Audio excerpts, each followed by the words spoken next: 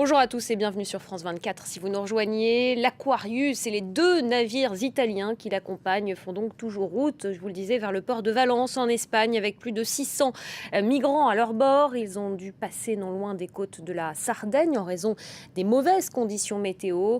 Il a toutefois pu être ravitaillé hier par des gardes-côtes italiens, l'Aquarius, affrété par l'ONG SOS Méditerranée, qui sera l'un des grands sujets de discussion aujourd'hui à l'Elysée entre Emmanuel Macron et le chef du gouvernement italien Giuseppe Conte. L'Aquarius qui est donc attendu ce week-end dans le port de Valence. Sur place, on va retrouver tout de suite notre envoyée spéciale Mélina Huet. Mélina, bonjour.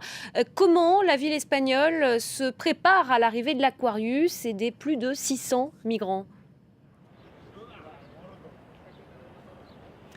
Bien écoutez, nous avons pu nous entretenir hier avec le président de la Generalitat, le président de la région de Valence, Timo Puig, qui nous a expliqué que la priorité, c'était véritablement non pas d'accueillir des navires, mais bel et bien des humains, et donc il fallait agir au cas par cas. Le bâtiment que vous voyez derrière moi, ce grand hangar, a été entièrement nettoyé. Il est vide, il ne servira pas à accueillir les migrants sur du long terme, mais simplement à les répartir. Pour faciliter cette répartition, on sait d'ores et déjà que l'Aquarius arrivera à peu près à 8h heure de Valence dimanche et que les 2 autres navires arriveront avec 2 à 3 heures de décalage pour pouvoir faciliter la répartition entre ces 630 personnes. On sait par exemple que les adultes seront soit répartis dans des CIE qui sont l'équivalent des centres de rétention administratif en France, ou bien selon leur cas des centres d'aide humanitaire et de politique sociale. La priorité pour la région, ils le répètent, c'est bien de s'occuper des populations à risque, les personnes qui sont malades. Ils nous ont expliqué que tous les hôpitaux étaient déjà sur le pied de guerre,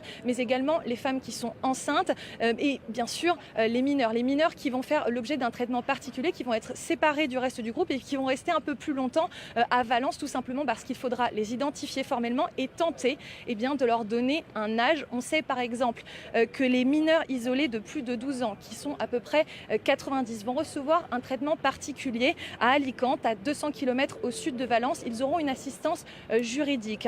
Ils sont 61 à affirmer qu'ils ont entre 16 et 17 ans et 28 à affirmer qu'ils ont entre 13 et 15 ans. Vous le savez, l'âge est fondamental pour la demande d'asile, et donc ça va être la priorité pour ces mineurs isolés, effectuer des tests pour connaître leur âge, et cela sera fait dans les 10 jours suivant leur arrivée.